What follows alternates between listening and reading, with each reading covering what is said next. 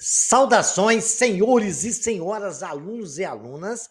Este é o terceiro capítulo do nosso videolivro de matemática do primeiro ano do ensino médio, todo ele gravado dentro do padrão da BNCC. Senhores, já vão se inscrevendo no nosso canal para nos ajudar. E quando se inscreverem, clique no sininho para receberem notificações. Um like aí embaixo também nos ajuda muito. Eu desejo a todos vocês que tenham bons estudos. Nós vamos iniciar esse capítulo falando de função, relembrando a função que nós estudamos lá no ensino fundamental, a função afim, a função do primeiro grau. Função, senhores, é uma relação entre dois conjuntos. Nesse caso, no ponto de táxi, um exemplo, o preço a ser pago por uma corrida depende do número de quilômetros rodados. Dizemos que o preço é dado em função do quilômetro rodado. Vejamos aqui, a mocinha está contando para o rapaz que fez uma corrida de 10 quilômetros e recebeu por ela R$ 32. E o cara está contando que ele recebeu R$ 31 por uma corrida de 8 quilômetros. Então, está bem claro que o preço da corrida depende da quilometragem rodada. Senhores, temos aí nessa pequena história simples do cotidiano da nossa vida uma função. O preço da corrida é em função da quilometragem rodada. Vamos tentar entender bem como funciona isso no nosso cotidiano. A medida de intervalo de tempo gasto por um carro para completar um determinado percurso é dada em função da medida da velocidade média. Por exemplo, se você parte de uma cidade A para uma cidade B, você vai a uma velocidade de 60 quilômetros por hora, você vai gastar uma distância, vai gastar um tempo, né? Vai chegar lá num tempo qualquer.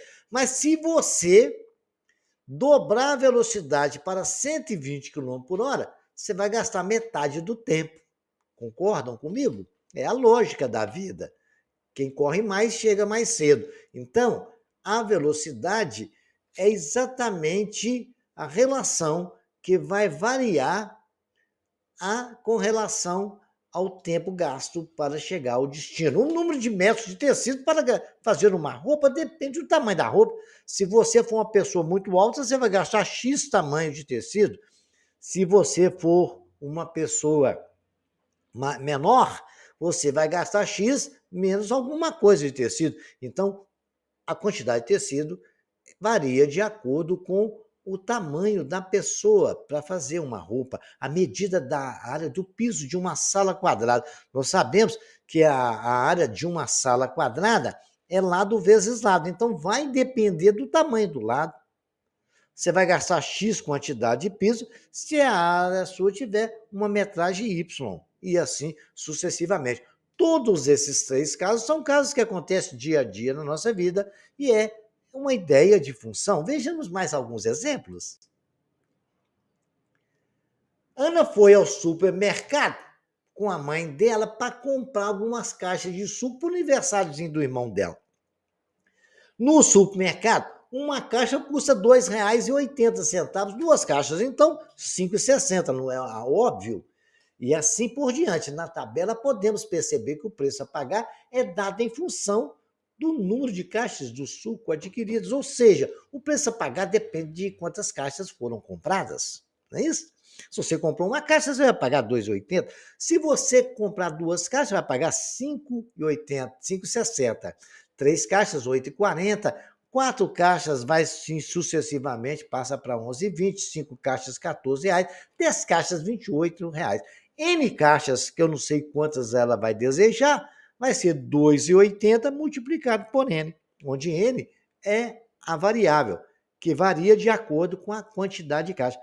Isto é a ideia de função e já estão começando a ter uma ideia de que é a variável. É aquilo que varia, é a quantidade de caixa que vai variar nessa linda história do aniversarinho do irmão da Ana.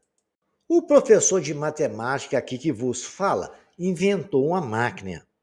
Essa máquina, quando der entrada de alguma coisa lá, ela vai multiplicar essa coisa por 3 e vai somar 2 nela.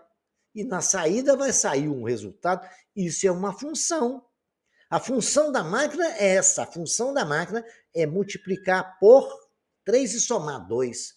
O resultado sai ali. Então, vai entrar menos 2. Eu multiplico por... A máquina multiplica por 3, vai dar menos 6. A máquina soma com 2, dá menos 4. É o que vai sair na torneirinha lá. Se você pegar e colocar o menos 1 lá, a máquina vai multiplicar por 3, vai somar 2, porque menos 3 vezes 1 dá menos 3, somado com 2 ficou menos 1 saindo na torneira. E se for 0, você não colocou nada, ela só vai somar 2 e vai sair 2 lá. Se você somar, vai virar 4. Se você multiplicar por 3, vai dar 3 somado com 1, 2, vai virar 5. Se você pegar o 2, colocar lá e multiplicar por 3, vai dar 6. E se você somar com 2 também, vai virar 8. Se você pegar o 3, multiplicar por 3, dá 9. Somar com 2, vai sair na torneira 11. Olha só o que é uma função. Função é uma máquina de fazer mudar as coisas. É uma máquina matemática de fazer mudar as coisas. Pô, matemática é linda, vocês não acham? Toda função, ela tem uma regra e tem uma regularidade. E essa regularidade tem que ser seguida à risca. Vou dar um exemplo aqui do número de triângulos e o número de palitos em cada construção. Para construir um triângulo tem 3 lados, a gente usa 3 palitos, vai dar um triângulo equilátero, né? Aí eu faço, eu quero ter 2 triângulos. Aí eu preciso de pegar mais 3 palitos? Não, eu só coloquei mais 2. Passei a ter 2 triângulos com um aumento de 2 palitos. Eu vou fazer mais um triângulo. Aí eu coloquei mais 2 palitos, eu passei a ter 3 triângulos. Aí eu vou colocar mais 2 palitos aqui, vou ver o que dá. Eu coloquei mais 2 palitos, passei a ter 4 triângulos. Então, um palito, né, para fazer um triângulo, eu gastei 3 palitos. Para fazer 2 triângulos, eu gastei 5 palitos. Para fazer 3 palitos, eu gastei 3 triângulos, eu gastei 7 palitos. Para fazer 4 triângulos, eu vou ter que ter, então, 9. Vocês viram que aumentou de 3 para 5, aumentou 2, de 5 para 7 aumentou 2, de 7 para 9 aumentou 2. Então, um triângulo, eu vou multiplicar por 2 e somar 1. Olha lá, o que aconteceu no primeiro quadrinho? 1 vezes 2, 2 com mais 1, 3. Olha o segundo, para me ter 2 triângulos, eu vou multiplicar por 2 e somar 1. 2 vezes 2, 4, mais 1, 5. Olha, essa é a lei da função, senhores. 3 vezes 2, 6. 3 vezes 2, 6. Mais 1, 7. 4 vezes 2, 8, mais 1, 9. Pronto, acabou. Certo? É isso que acontece. 3 vezes 2, 6, mais 1, 7. Então, essa é a lei da função. E é assim que toda função funciona. Ok, senhores? Tranquilo, né? Vejamos mais alguns exemplos.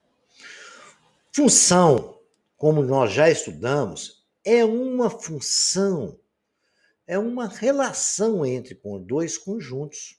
Se eu tenho um conjunto A e um conjunto B, é a função do primeiro grau, desde que f está em função de A em B, quando A vira alguma coisa em B. 2 virando 6, 3 virando 7, 4 virando 8. Alguma coisa aconteceu e que transformou. Eu tinha os elementos de A, aconteceu alguma coisa que em B eles mudaram. E tem uma relação deles. A setinha está nos mostrando a relação entre eles. Então, eu posso dizer o quê? Dados dois conjuntos não vazios, A e B, uma função de A em B é uma regra que indica como associar o elemento pertencente a A com um único elemento de Y pertencente a B. Ok? Muito bem. Isto é uma função. Não esqueça dessa palavra, com um único elemento lá em B, tá? Vejamos agora mais algumas situações, tá? Para que vocês compreendam melhor uma função. Uma papelaria, cada caderno custa R$ 6,50. É uma história parecida com aquela da caixinha de leite lá da Ana. Observe a tabela do diagrama que relaciona o número X de cadernos e o preço Y a pagar por eles. O preço a pagar é dado em função do número de cadernos comprados, é claro. Neste exemplo, o preço a pagar é variável, dependente do número de cadernos. E o número de cadernos é variável independente. Cada número de cadernos comprados corresponde a um único preço a pagar. Vejamos lá, é R$ 6,50, 2 é R$ 3. Não tem como dois cadernos custar 13 e custar 15 ao mesmo tempo, né? 2 é 13. 3 é 19,50, 4 é 26, 5 é 32,50, 6 é 36, 7 é 45,50. Fiz um diagrama, tá aí um diagrama, 1, 2, 3, 4, 5 cadernos, eu coloquei só 4, não preciso colocar mais, né? Aí eu vou falar lá, tem lá, corresponde a qual valor? 6,50. Tem um 5 ali, mas não tem nada que corresponda a ele. O 2 corresponde a 13. O 3 corresponde a 19,5. 12,5 não tem nada que corresponda a ele. Mas não tem problema estar ali no B, não. 4 corresponde a 26, o 20 está ali. Então, representei até 4 por ali. Poderia ter representado outros, mas não havia necessidade. Então, o preço a pagar é 6,50. Então, a quantidade de caderno é X. Então, o preço a pagar vai ser 6,50 multiplicado por X. 6,50 vezes X. 6,50 vezes números comprados. A gente não sabe qual é que comprar, chamamos isso. E f de X, a gente chama de Y também. Vai ser o resultado que a gente encontra lá. Isso aí a gente vai ver como vai ser isso, o que é domínio, o que é imagem. A gente vai separar essas coisas agora no próximo slide. Vamos ver? Primeiro vamos definir função. Dados dois conjuntos são vazios, A e B. Uma função de A em B é uma regra que indica como associar cada x pertencente a A um único elemento y pertencente em B. Então, lembremos que y é f de x. A gente lê y é igual a f de x. É o resultado que a lei da função nos deu, é o valor de y. X vai virar um valor em y. Então, x em função de y. Ou seja, A em função de B. Aí dentro do diagrama nós temos dois conjuntos, pode ser qualquer conjunto, desde que tenha um elemento que corresponda lá em B. Vejamos agora como é que a gente pode tratar do nosso domínio e outros detalhes dentro de uma função, ok?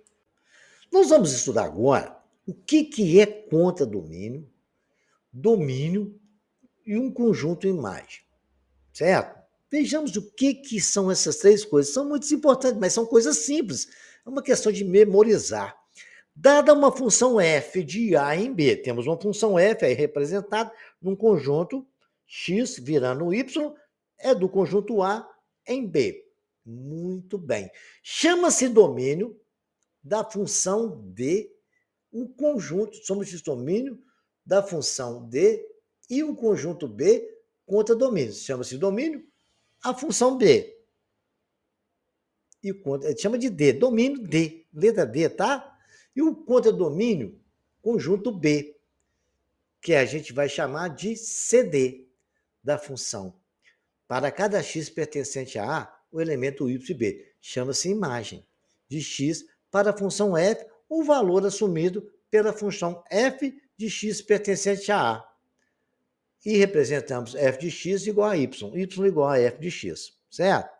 Muito bem. Então, vamos separar toda essa história. Domínio são os valores de x, que está dominando a situação. A imagem é o que vai virar em y, é tudo conjunto y. A imagem, os valores estão lá. O contra-domínio é tudo que tiver em y. Tá? No exemplo anterior, nós tínhamos coisas em y que não pertencia, que não tinha relação com x.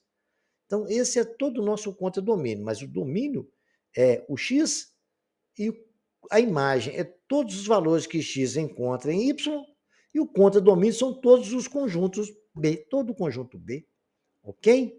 Então, vejamos agora, ele é representado por D, a imagem é representada por IM e o contra-domínio por CD. Vejamos alguns detalhes agora, vocês vão compreender isso.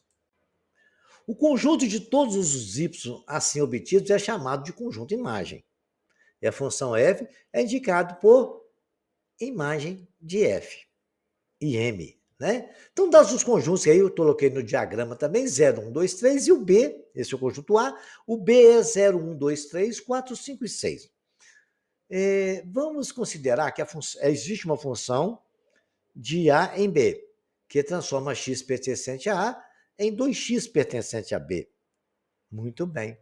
Dizemos que FA em B é definido por f de x igual a 2x, então, porque ele está virando duas vezes x, ou por y igual a 2x. A indicação de x em função de 2x significa que x é transformado pela função f em duas vezes x. Então, tudo que tiver lá no x, o b vai ser duas vezes x. Então, observe que toda função de A em B, a imagem está contida em B. Vejamos lá, 2 vezes 0, 0, 2 vezes 1, 2, 2 vezes 2, 4, 2 vezes 3, 6. E temos ali 1, 3 e 5.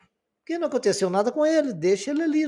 Não tem nada em A que representa ele em B.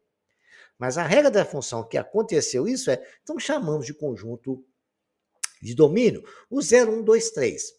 A imagem vai ser 0, 2, 4 e 6. E o contradomínio é tudo que está em B, gente. 0, 2, 4, 6, 1, 3 e 5. Bacana?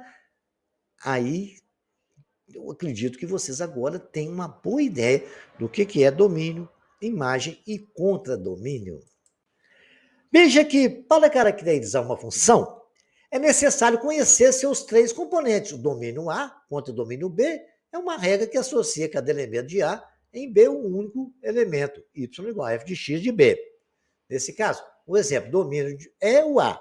Já falei isso, 0, 1, 2, 3. O contradomínio é 0, 1, 2, 3, 4, 5, 6. É todo o conjunto B. E a imagem? É os resultados que nós tivemos de A em B, que é 0, 2, 4 e 6. 1, 3 e 5 não faz parte da imagem, faz parte do contradomínio, porque o contradomínio é todo o conjunto B.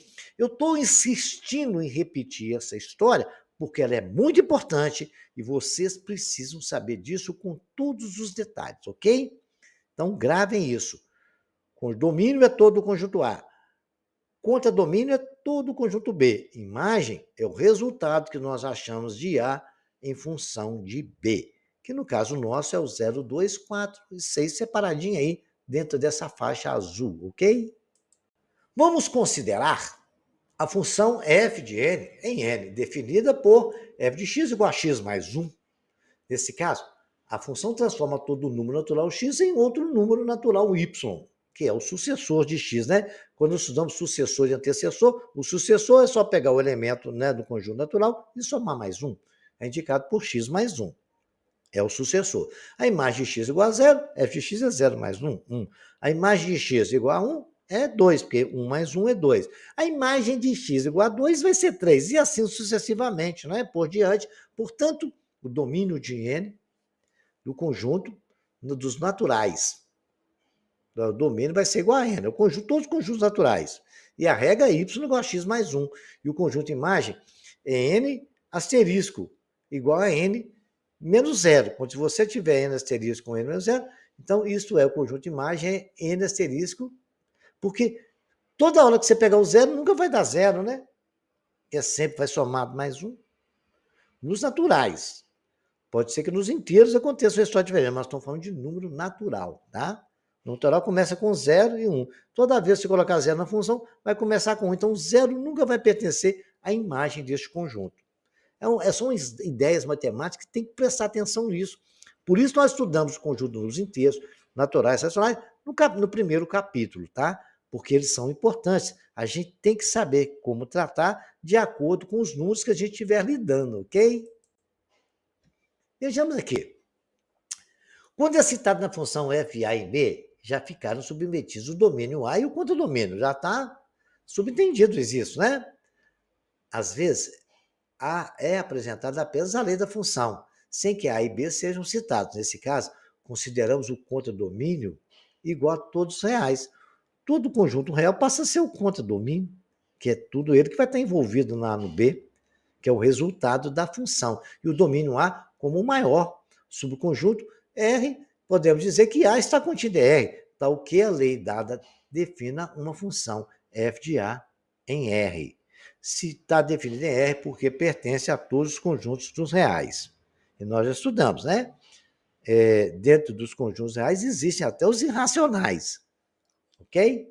Bacana? Então, lembra lá, veja a aula do primeiro capítulo, vocês vão ver toda essa ideia de conjunto que eu acabei de falar aí, que os naturais estão contidos nos inteiros, os inteiros estão contidos em Z, e aí sucessivamente, ok?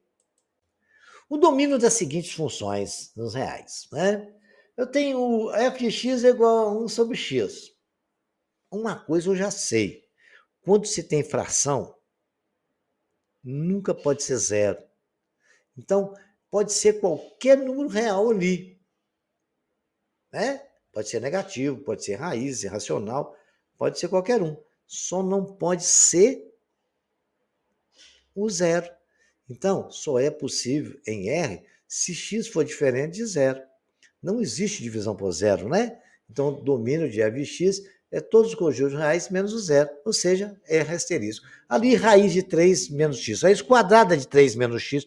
Como é que eu posso classificar isso? Gente, nós estudamos que no não se tem, dentro dos reais, raiz quadrada no negativo. Então, 3 menos x pode ser igual a zero, mas não pode ser menor que zero, vai ter que ser maior ou igual a zero. Então, menos 3, raiz disso só pode ser possível com E quando menos 3 menos x for maior ou igual a zero. Em R não há raiz quadrada de número negativo. Então, o domínio dessa função é, eu tiro a razão da equação, né? Eu vou resolver essa função, essa equaçãozinha, inequação, né? 3 menos x maior ou igual a zero. Menos x maior ou igual a zero, menos 3, menos x maior ou igual a menos 3. Aí, para não ficar negativo, eu tenho que multiplicar por menos 1. E lembrando que quando você multiplica por menos 1, você inverte o sinal. De maior passa a ser menor. Então, x menor ou igual a 3. O domínio dessa função é x pertencente a E, tal que x seja menor ou igual a 3. Bacaninha? Então, prestem bem atenção. Esses aí são os detalhes que mais aparecem dentro de domínio contra domínio, tá? Nós vamos falar agora do domínio dessa função aí agora. Essa função é raiz de 7 menos x sobre raiz de x menos 2. Aí a gente tem que pensar nessas restrições que a gente tem. E quais são? Primeiro, dentro de raiz quadrada, que é o caso nosso, quando não tem nada ali, raiz quadrada, é 2, né? No índice do radical. Aí o que acontece? Tem que ser maior que zero. O numerador ele pode ser igual a zero, mas o denominador não pode. Então, o denominador tem uma restrição, não pode ser zero. Então, só pode ser, tem que ser maior que zero. Ele não pode ser menor. Ele não pode ser igual, só pode ser maior que zero. O numerador ele tem que ser maior que zero, mas pode ser igual a zero também. Então, nós temos que tomar cuidado com esses detalhes. Que está no numerador uma coisa, está no denominador é outra. Então, nós vamos tirar a raiz, tanto de cima quanto de baixo. 7 menos x maior ou igual a zero, porque ele pode ser igual a zero. Menos x maior ou igual a zero, menos 7, menos x maior ou igual a menos 7. Vou multiplicar tudo por menos 1. Temos que tomar cuidado também, porque quando multiplica tudo por menos 1, o sinal de maior inverte para menor. Então, vai ficar menos x maior ou igual a menos 7, fica x menor ou igual a 7. Bacana? Então, os valores para satisfazer aquela situação, maior ou igual a 7. Vamos ver a situação do denominador, x menos 2 só pode ser maior que zero. Ele não pode ser igual. X maior do que 2. Tá, passa menos 2, vai passar para lá somando com 2, vai ficar x maior que 2. Então, eu descobri que isso é no intervalo entre 2 até 7, tranquilo, atende as duas situações ao mesmo tempo. Intervalo aberto no 2, por quê? O 2 não pode entrar. E o 7 pode ser fechado porque o 7 pode entrar. Então, o domínio dessa função é x pertencente ao conjunto dos reais, tal que x seja maior que 2, ou seja, 2 menor que x e x menor ou igual a 7. Ok? esclarecido esses detalhes. Então, agora vocês têm como calcular sempre o domínio de qualquer função, tomando cuidado com esse detalhe. Ah, pode ser zero? Pode não ser, tem que ser maior do que zero. Pode ser negativo? Fosse raiz cúbica, poderia, mas não é quadrada, tá? Muito bem. A gente tem que compreender que agora é a seguinte situação. Vamos falar agora de coordenadas cartesianas. A notação de um ponto A e B qualquer. Nós estudamos par ordenado lá no ensino fundamental, mas vou lembrar. Aquele ponto A e B qualquer, a notação A e B indica que é um par ordenado de números reais, onde pode ser A ou B. A vai ser representar o eixo do X, B sempre o eixo dos Y, tá? No qual o número A é a primeira coordenada e o número B é a segunda coordenada. Observe que é apenas pares ordenados 3 e 4, e 4 e 3, eles são diferentes. Eles nunca vão ser iguais, não são os mesmos. Um x vale 3, no outro x vale 4. No primeiro o y vale 4 e o y no segundo vale 3. Correto? Ele acabou de falar, a primeira ordenada é diferente da primeira ordenada do segundo ponto. O sistema ortogonal. O sistema ortogonal é um sistema de eixos ortogonais e é constituído por eixos perpendiculares. Fazem entre si um ângulo de 90 graus, onde passa de origem a x para a direita, da origem a x para a esquerda, e da origem para y subindo e da origem para y descendo, que tem a mesma origem O. O sistema de eixo ordenado é denominado plano cartesiano em homenagem a um famoso filósofo francês, matemático, fantástico matemático, os melhores matemáticos do mundo já teve. Os eixos ortogonais se dividem em um plano cartesiano em 4 regiões que é chamada de quadrantes, na ordem indicada a seguir, que eu vou mostrar para os senhores. Eixo de coordenadas cartesianas. Está apresentado para os senhores 2 eixos perpendiculares que vão até o infinito, tanto pela direita quanto pela esquerda, tanto para cima como para baixo. É o eixo vertical, fazendo um ângulo de 90 graus, onde nós temos ali os quadrantes, né? O primeiro, o segundo, o terceiro quadrante, onde nós temos ali, marquei um ponto A e o B ali, ó, o X vale A, subi até o Y que vale B, e marquei o pontinho AB. É assim que a gente marca um ponto. Estou só relembrando um assunto que vocês estudaram lá no fundamental. O primeiro quadrante, nós temos que x e y é positivo, no segundo y é positivo, x é negativo, porque x está à esquerda. Temos o terceiro quadrante positivo, negativo, tanto o x como o y. No quarto quadrante, y é negativo, porque está abaixo do eixo. E x é positivo, porque está à direita do eixo. Bacana? Compreendido isso, relembrado isso, é claro, o nosso René Descartes está aí, cara, gente boa, matemático de primeira qualidade, hein? Vejamos agora mais alguns detalhes que a gente possa concluir com relação ao nosso plano cartesiano. Usamos esse sistema de eixos ortogonais para localizar pontos de um plano, como vocês viram o ponto A e B que eu marquei, dado no ponto P desse plano, dizemos que os números A e B são as coordenadas cartesianas do ponto P e que A é a abscissa e B é a ordenada. Veja que cada par ordenado de números reais corresponde a um ponto do plano cartesiano e é reciprocamente. A cada ponto do plano corresponde a um par ordenado de números reais. Essa correspondência bionífica entre pares de números reais e os pontos de um plano permite escrever conceitos e propriedades geométricas em uma linguagem algébrica e, de modo recíproco, interpretar geometricamente relações entre números reais. Vejamos como isso acontece dentro do plano cartesiano. Temos um plano cartesiano aí, vocês estão vendo aí, o ponto 4 e 1 é o ponto A ordenada, cartesianas 4 e 1. A abscissa é 4, a ordenada é 1, a abscissa é x, a ordenada é y. Então eu vou na abscissa x, marquei ponto 4, subi até o y ali com os pontinhos, até chegar no 1, tracei ali o pontinho, está ali o ponto A, x4, y1. Olha o ponto B, onde é que ficou? O ponto B, o x agora é 1, vou subir no y até 4, Chegar lá, vou levar até lá no 4 no Y, está ali o ponto P. Agora, marquem para vocês aí na memória de vocês o ponto C. Me fala para mim quem que é o ponto C. Ponto C é o quê? Abscissa, quanto que é? Pensa, -2. Ah, que bacana. E a ordenada? -3. E o ponto D? Olha lá, ponto D. Vamos ver o ponto D? O ponto D, olha lá, está no -2 ali, é o Y. O X é 2. Ah, a ordenada é 2. Não, a abscissa é 2. O abscissa é o X. E a ordenada, -2. A ordenada é o Y. Ok? Então, marcado todos os pontos aí. Todos os pontos. Existem infinitos pontos aí, ok? Tome muito cuidado com isso. Bacana? Então, vamos ver mais alguns detalhes agora que a gente vai colocar em prática isso aí, tá? Já relembrado aos senhores os pontos do plano cartesiano, vamos aprender a calcular a distância entre um ponto e o outro.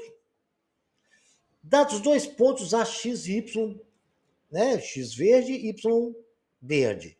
B, X azul, Y azul. Queremos obter a expressão da distância de A até B. Em termos das coordenadas, temos as coordenadas, né? De A e B. Para isso é preciso introduzir um ponto novo, XY, que é o ponto Q. Muito bem. O que ponto é esse? O quê? Nós vamos ver como introduzir. O triângulo ABQ é um retângulo em Q. E o segmento de reta AB é a hipotenusa. E seus catetos são X azul menos X verde e Y azul menos Y verde. É o Y do segundo menos o Y do primeiro. O X do segundo menos o X do primeiro. Tomados os valores absolutos, né, em módulo, usando os valores. A relação de Pitágoras nós temos, então, vejamos, senhores. Temos aí no nosso ponto, eu travei um ponto qualquer, né? Pode ser qualquer lugar do plano. X e Y, o B, X e Y. Muito bem. Aquela distância, então, aí marquei, aí eu enxerguei o triângulo retângulo e vi que aquela distância ali entre o ponto Q e B vale Y menos X. E a distância entre a outra hipotenusa é o valor do X2, o azul, menos o X verde. Um chama um X2 e o outro X1. Então, a distância que é a hipotenusa ao quadrado é a soma desses dois catetos ao quadrado. Então, como é que eu faço? Distância AB ao quadrado é igual a x menos x ao quadrado, mais y azul menos y verde ao quadrado. Então, a gente escolhe um ponto qualquer. Tanto pode ser o A verde ou o B. Se você começar pelo primeiro ponto, você vai ter que terminar pelo primeiro ponto. Então, eu peguei o x de um primeiro, vamos chamar que o primeiro ponto seja o B. Eu peguei o x do primeiro, menos o x do A, que é o segundo. Depois peguei o y do primeiro, menos o y do segundo. Se eu pegar o contrário, eu faço o contrário, vai dar a mesma coisa. Agora, como está tudo ao quadrado, eu vou extrair raiz. A distância AB é igual a raiz quadrada de x menos x ao quadrado, mais y menos y ao quadrado. Então, a distância entre dois pontos, sempre você pega o primeiro ponto, menos o segundo, e o segundo. Se você começar pelo primeiro, você termina pelo primeiro. Se começar pelo segundo, termina pelo segundo. Pode ser por um ou por outro. Vejamos como isso se aplica na prática. Mas antes de praticar a distância de dois pontos, vou lembrar os senhores como marcar isso, né? Se você tem uma função qualquer, né? Você para construir um gráfico, você tem que pegar e aplicar as regras de construção de gráfico. Se a função é 2x menos 1, eu atribuo valores qualquer, 1 menos 1, 0 e 2, substituo igual eu fiz ali, ó, f de x igual a 2 vezes 1, menos 1 vai dar 1. No lugar de x eu coloquei 1. Depois eu coloquei menos 1, deu menos 3. Depois eu coloquei 0, deu menos 1. Depois eu coloquei 2, deu menos 3. Marquei os pontos e tracei a reta. Da mesma forma, acontece o que eu fiz aqui nesse outro gráfico agora. Vejamos.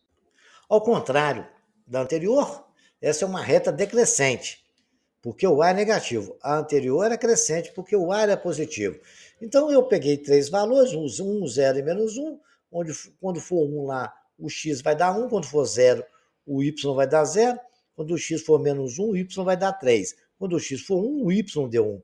Marquei lá 1 e 1, depois marquei 0 e 2, e marquei menos 1 e 3. Olha lá, do menos 1 fui até na bolinha lá no 3 e tracei a reta. É assim que a gente identifica. E quando a gente identifica, é possível a gente calcular essa distância dos dois pontos com a fórmula que eu ensinei para os senhores anteriormente, ok? Nós vamos calcular aqui agora a distância entre o ponto -4 e 4 e 3 e 4. Eu vou resolver o exercício para vocês compreenderem melhor. Então, isso vou escolher um ponto qualquer e aplicar a fórmula que a distância entre um ponto A e um ponto B é a raiz quadrada do x de um ponto menos o x do outro, mais o y de um ponto menos o y, ou tudo isso elevado ao quadrado, como está na fórmula. Então, vou escolher aqui agora para a gente aplicar no nosso exercício o primeiro ponto como o ponto 3 e 4. Então, vou pegar o x do ponto Q menos o x do ponto P. Olha, cuidado ali, tá vendo? Menos 4, que menos é da forma. O outro menos é do 4. Menos 4 vai virar mais 4 depois, vai isso ao quadrado, menos o y do primeiro ponto, do segundo ponto, que é 4, menos o y, que também é 4 do segundo. Então, temos ali, vai só aplicar, fazer as contas. Vai ficar 3, menos vezes menos dá mais 4 ao quadrado, mais 4 menos 4 ao quadrado, que 3 mais 4 é 7 ao quadrado, mais 0 ao quadrado. 7 ao quadrado é a raiz de 7 mesmo, o outro deu 0. Cortando a raiz, a distância de P até aqui vale 7. E esse procedimento vale para toda a distância entre dois pontos, ok? Vejamos qual que é um outro exemplo interessante. Agora para vocês, vou deixar vocês fazerem primeiro, tá? Vocês vão aplicar para mim a mesma regra, tá aí, que eu ensinei para vocês. Escolhe um ponto qualquer, começa do primeiro e termina no segundo, tá? Saiu 3, você vai pegar, tem um ponto D, 2 e 1, C, 5 e 3, qual que é a distância? Escolha um qualquer, pode ser tanto D como C. A distância de C até D é a mesma coisa de D até C, tá? Não tem problema nenhum. Agora, o triângulo ABC possui as coordenadas 2 e 2, menos 4 e 6, 4 e menos 12. Qual é o perímetro desse triângulo? Então, um triângulo qualquer, vocês imaginam, as coordenadas dele é essa. Se você quiser fazer o gráfico, não tem problema, mas não precisa. Para você saber o perímetro de um triângulo, é só a soma dos três lados. Um lado é AB, o outro lado é AC. E o terceiro lado é BC. Faz a distância de A até B, de B até C, e depois de B até C, somando as três distâncias, o senhor vai ter o valor desse perímetro. Bacana? É bom para treinar esse exercício mesmo. Temos que treinar isso, hein? Esse aí é um exercício interessante que geralmente o pessoal, quando quer cobrar um vestibular, numa prova de concurso, no Enem cai muita coisa assim, um móvel percorre a distância de A até B, de B até C.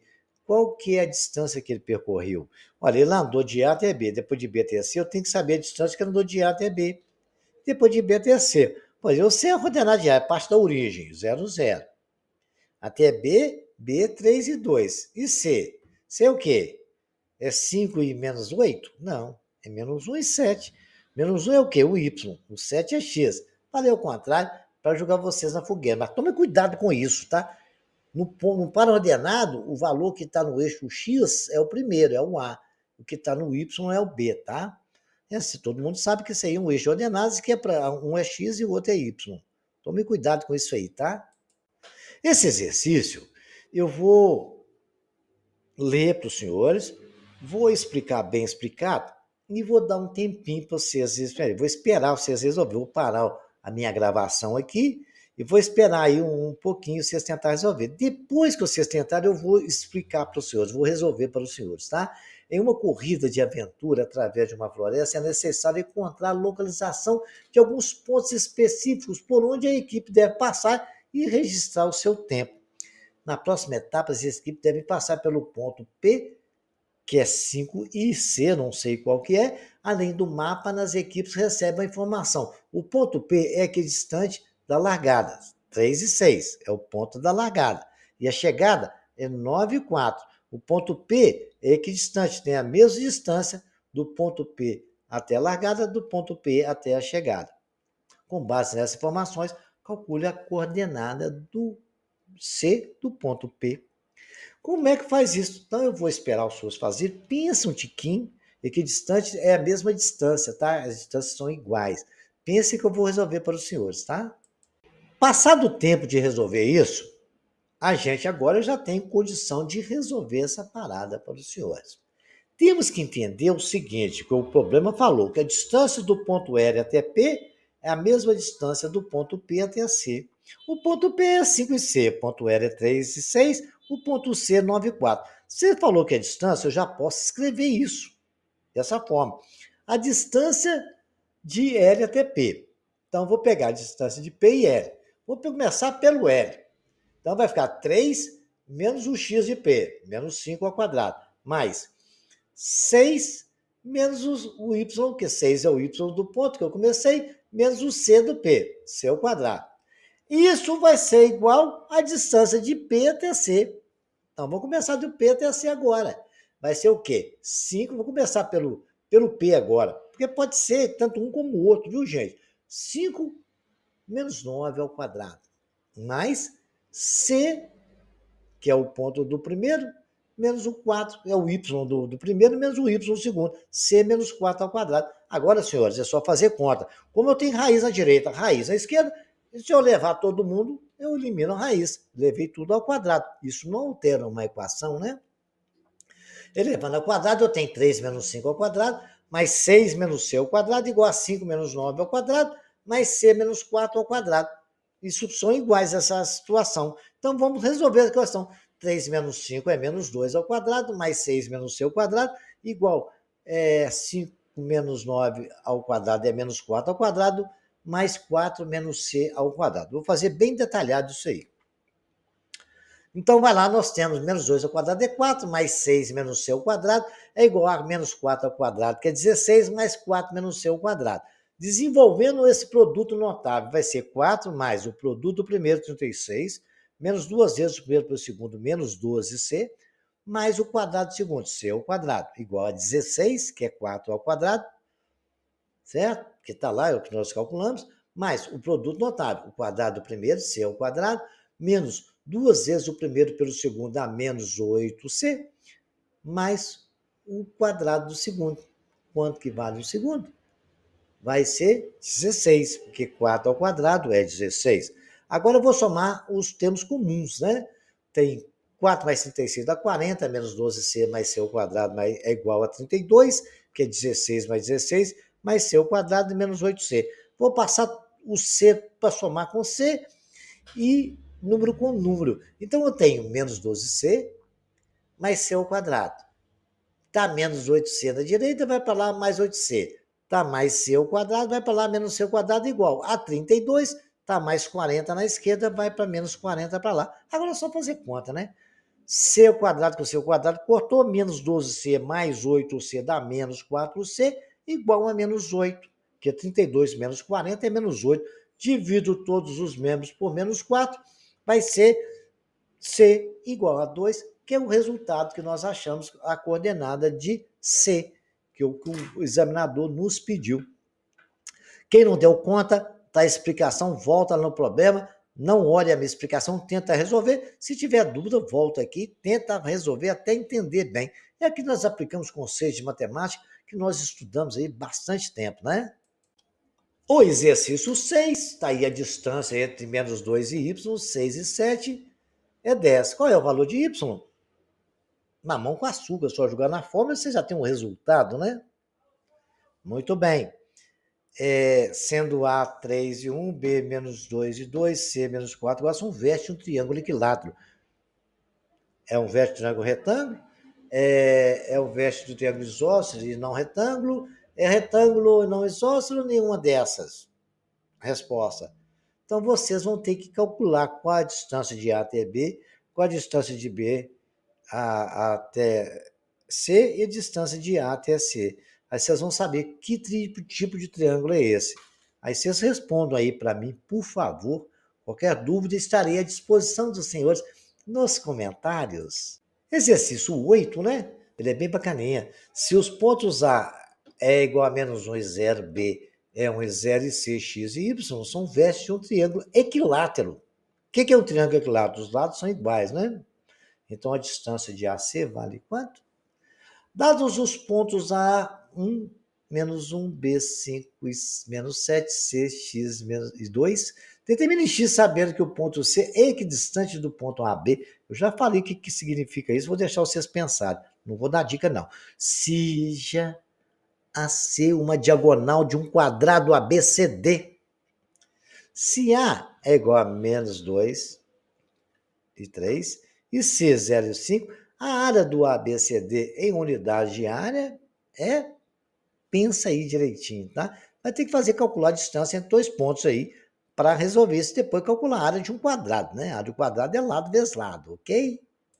Agora, senhores, que os senhores já ficaram craques em distância entre dois pontos, eu sinto muito em ter que informar para os senhores que a distância de um centro de uma circunferência, que é um ponto, até a um ponto dessa circunferência, que é chamado de raio, nos dá a equação da circunferência. Simples assim. A circunferência é um conjunto de pontos de um plano equidistante de um ponto fixo, que é o centro dela. Todo mundo já sabe dessa definição. A distância constante de qualquer ponto da circunferência ao seu centro é denominada raio da circunferência. Como na figura que está aí, ó, do centro O até o A é raio, do centro O a B é raio, e do centro O até D é raio, e existem infinitos pontos ali que definem o nosso raio. Eles são iguais, têm o mesmo valor, a mesma medida. Assim, se o centro de uma circunferência C é o ponto né, A e B, a coordenada abscissa é A e a coordenada B, e o raio é chamado de R, né, sempre positivo, é claro, então o ponto PXY pertence à circunferência. Se e somente se a distância de OP for raio. Só vai pertencer se a distância do ponto ao centro for igual ao raio. Então, a fórmula é a distância entre dois pontos. A distância OP não é raiz quadrada de x menos a ao quadrado mais y menos b ao quadrado, que é a equação da distância do centro até B, considerando que as coordenadas do centro é A, que é a abscissa, e B, que é a ordenada, certo? Nós podemos dizer que OP ao quadrado é x menos a ao quadrado mais y menos b ao quadrado. É extraindo a raiz dos dois lados ali, aumentando, levando tudo ao quadrado, né? Inclusive era a fórmula original que a gente teve no Pitágoras. Agora, como OP ao quadrado, OP ao quadrado é o nosso raio, certo? A distância OP não é o nosso raio, então é ela ao quadrado. OP ao quadrado, então vai ficar raio ao quadrado. OP é o raio. O raio não é ele ao quadrado, não. O raio é o raio, que é a distância OP. Mas como na distância entre dois pontos, de O até no ponto P, ele é o raio ao quadrado. É x menos a ao quadrado, mais y menos b ao quadrado. Isto eu acabei de apresentar para os senhores a equação da circunferência. É x do ponto menos o a do centro, que é o x do centro ao quadrado, mais y do ponto menos o y do centro ao quadrado, igual ao raio ao quadrado. É a nossa equação da circunferência. Parabéns para os senhores, acabaram de descobrir a equação da circunferência usando distância entre dois pontos. Confirmando o que já foi dito, né? X menos a ao quadrado é igual a y menos b ao quadrado é igual a r ao quadrado. Se você ver ali, ó, nós temos lá no gráfico o ponto A e o B, onde é o X, o A é o X do centro e o B é o Y do centro. O raio é aquela distância no ponto PXY, que nos dá a fórmula. Então, nós só não podemos nunca esquecer. Equação da circunferência é o x do centro, é o x do ponto, menos o x do centro, ao quadrado. Y do ponto menos o y do centro, que é o b, ao quadrado. Isso é igual ao raio ao quadrado. Bacana? Essa é a nossa equação da circunferência. Espero que vocês jamais vão esquecer dela. Vou dar um exemplo de como a gente acha a equação da circunferência, tendo o valor do raio e o centro, né? Determine a equação da circunferência com centro em menos zero. Então, origem, né? É centro O, menos 3 e 1, e raio 3. Muito bem, olha lá. Nesse caso, A é igual a menos 3, B é igual a 1, R em 3, usando a equação de circunferência, x menos a ao quadrado mais y menos b ao quadrado é igual ao raio ao quadrado. Temos x menos 3. Por que menos 3, professor? É porque menos ali é da equação de circunferência, mas o outro menos é da ordenada. E a gente tem que multiplicar o sinal. Fiz isso de maldade para vocês não esquecerem desse detalhe. Mais y menos 1 ao quadrado. Aí é positivo, não tem problema fazendo as continhas. A equação menos vezes menos é mais. A equação da nossa circunferência é x mais 3 ao quadrado, mais y menos 1 ao quadrado, igual a 9, que é o valor de 3 ao quadrado, ok? Vamos aplicar isso em alguns exercícios agora? Vamos então. Vou deixar aqui para os senhores resolverem esses exercícios. Qualquer dúvida, estarei à disposição no comentário. Mas a gente vai ter mais exercícios aí. Determina a equação de circunferência que possui centro C3 e 6 em raio igual a 4. O centro de uma circunferência é determinado pelo ponto médio do segmento PQ, sendo P 4 e 6 e Q 2 e 10, considerando que o raio dessa circunferência é 7, determina a equação. É só aplicar aquilo que eu mostrei para os senhores, julgar dentro da fórmula e tentar resolver a equação dela. Vocês vão chegar dentro da equação da circunferência, ok? Então, tomem muito cuidado com os sinais e resolvam. Para finalizar, tem mais 2 exercícios, onde aplica-se a mesma característica, né? É x do ponto menos o x do centro ao quadrado, mais y do ponto menos y do centro ao quadrado, igual ao raio ao quadrado. Aí vocês vão achar a equação, tanto na primeira questão como na segunda, que é o quarto aí, terceiro e quarto exercício, né? Caso os senhores tenham dúvida, eu estarei à disposição dos senhores lá no comentário. Se precisarem, ok? Pode ir lá, eu responderei a todos. Por favor, eu peço aos senhores que compartilhem esse vídeo com seus amigos no nosso canal, porque ele é muito interessante para todo mundo. Que vocês compartilhem, que curtam, se inscrevam, para ajudar o nosso canal a evoluir. E desejo aos senhores bons estudos e até o próximo capítulo.